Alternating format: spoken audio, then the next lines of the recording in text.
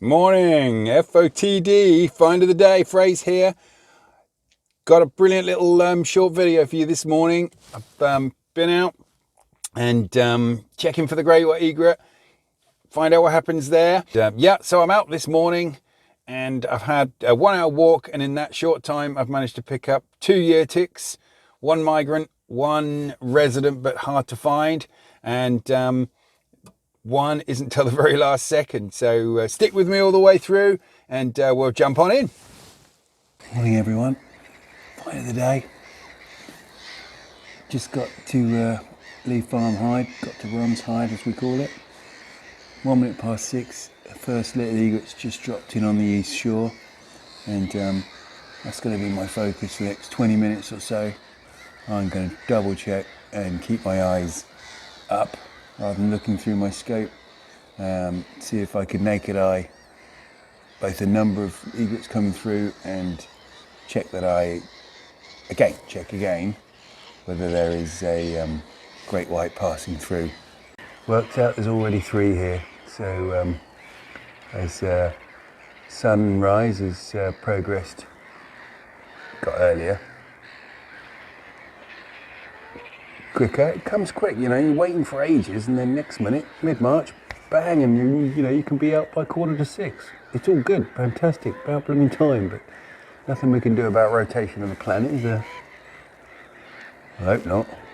Wouldn't want the government to have a bash at it, would you?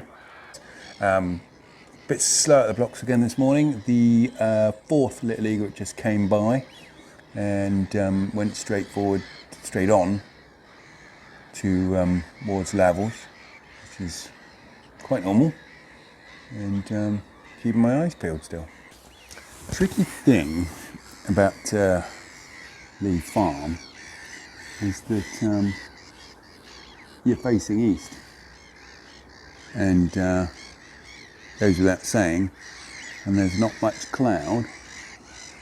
Looking from here, as the sun hits the horizon, you get not literally blinded, but it becomes very hard to look at the left side of the lake, in particular behind the left-hand raft there. But it's no reason to have a tantrum or think there's no point. My objectives this morning, as I said, are to try and see, not miss, if there is one, a great white egret going by. Straight after I finish scanning, or even now,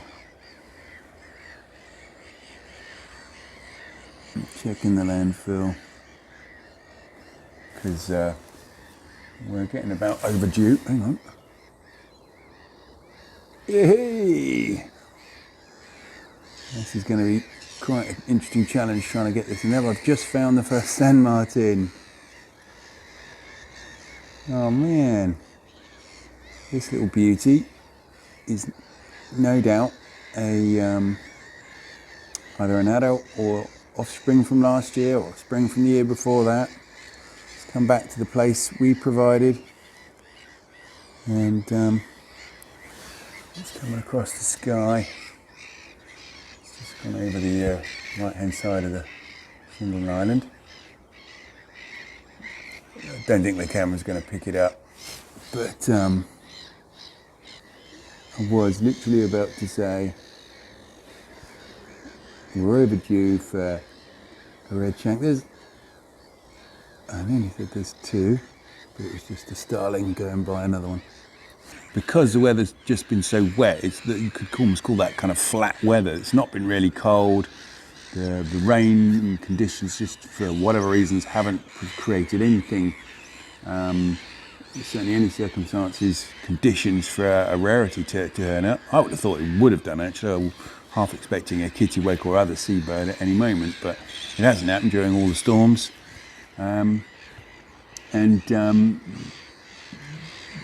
It would seem, well, access has obviously been a big factor. Hardly any of us have been able to get on site. I certainly haven't been able to. And if you can't get on, you can't find stuff. But, you know, there's various species we haven't seen yet this year. Nothing really notable, to be honest with you, but by this time last year, and last year was a relatively exceptional year, but not the only one. We really would have hoped to have seen redshank. The San Martins, I think, arrived a week before today last year. As you can see, those lovely clouds turn an amazing sort of mauve. I'm not going to sit here and describe the entire sunrise. Hopefully you've all seen one before. If you haven't, I think you should. Try it. Beautiful. This has just already been worth it, you know. I said it in a previous video. There's something entirely evocative, I think the word is, about seeing a migrant that's come back to where it nested before, or where it was born and raised. And you know, in the period of, when did they leave? They left in August, back here in mid-March.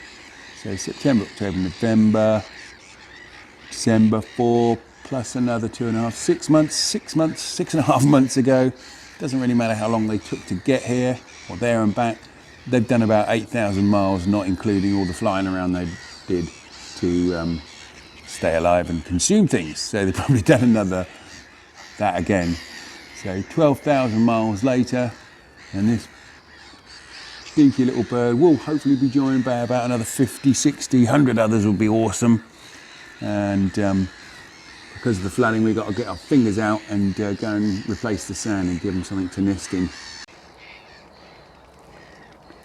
I think I'll more or less finish off this morning with a little bit more gadwall footage. Oh look, ladies put her head up for a second, having a preen. We do see that quite distinctive orange bill on the side there, and white underwing to the male he just showed us. Oh, nice. Have a think about it. See how orange their legs are. Quite a distinctive head shape for the male. But the thing I was going to point out is the bill on the female. We'll do a like for like with female mallards, and it'll quickly become clear they're not that similar at all. You just have to look at the small details. Both sort of waking up now, really, aren't they? There she is again, showing her bill. I'll run the camera for a minute. I just heard a Chetty's warbler about 3 metres away. And on the whole, it's fair to say the ring-necked parakeet going over our heads. Chetty's warbler tend to call more than once. Did I tell you?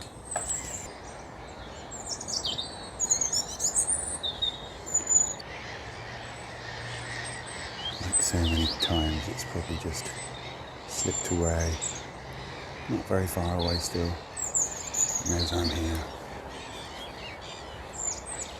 And as soon as I get 20 paces past it, I'll get another burst of song. So there we go, folks. It's this is very much the reality of patch birding, and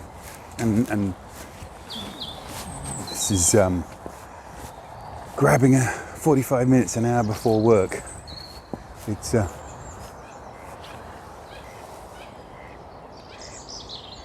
excellent. I don't know if this is going to come out, but that little slightly nasal sound was a pair of mandarin flying down the river, and happening live. I just got another patch year tick, 2 in one morning, in less than an hour. This is the reality, as I was just saying, of patch birding. Getting in an hour before work, a little bit longer maybe. Get here at 6, leave at 7. Well, it's an hour. I'll be getting here at 5:30 soon. But the reality is, you put the time in, make that effort, get to grips with some calls and check. Yeah, I was thinking as the sun was rising, I wanted to say something on you can't cover everywhere in a short space of time. So it's better to cover one spot or one or two spots well than try and cover all the ground badly. Don't spread yourself too thin. I consider myself pretty lucky with the mandarin. I mean, I could have still been sat in the hide for another couple of minutes and the mandarin would have gone down the river without me seeing them. I just happened to be coming past the point where I was stood at the time, talking to camera, calling, and I got a feeling you'll be able to at least pick up some of that. So 2 year ticks in under an hour. That's patch birding for you. At the moment, it looks like there's no promise or guarantee of a great white egret flying over. They're always so random for us. I'm Fraser Cottington. My channel's Find of the Day. It's about real world patch birding. Yeah, I keep a record of my list. I do my listing.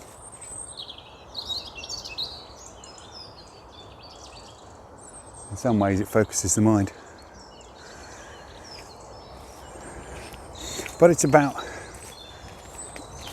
finding birds. It's about IDing them with however little you get to see on a bird. And just dealing with that. Clinching the bird with maybe a few seconds. The mandarin are probably a very good example. If you don't know the mandarin call, one, you're not going to put your head up and go, what's that? I mean, I knew the call, so as soon as I heard it, it'll be interesting to play back my response.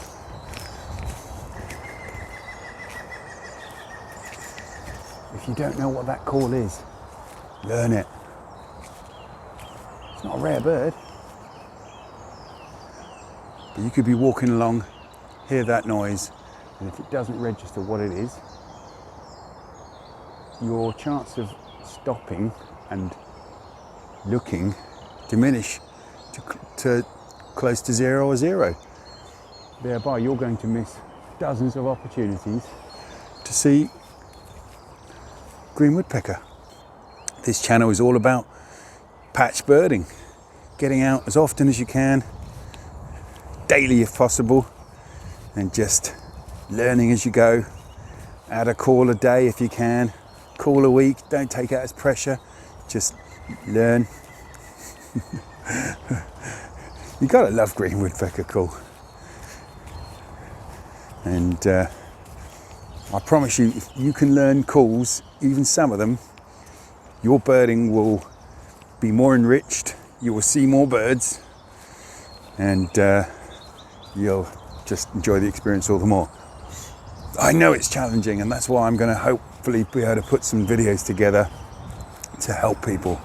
And that's my pledge. Just get to know the arrival dates of birds in your area. There's a little bit of research involved, but that makes you prepared. Preparedness is everything. That's pretty much the way in most of life, isn't it? Have a fantastic day.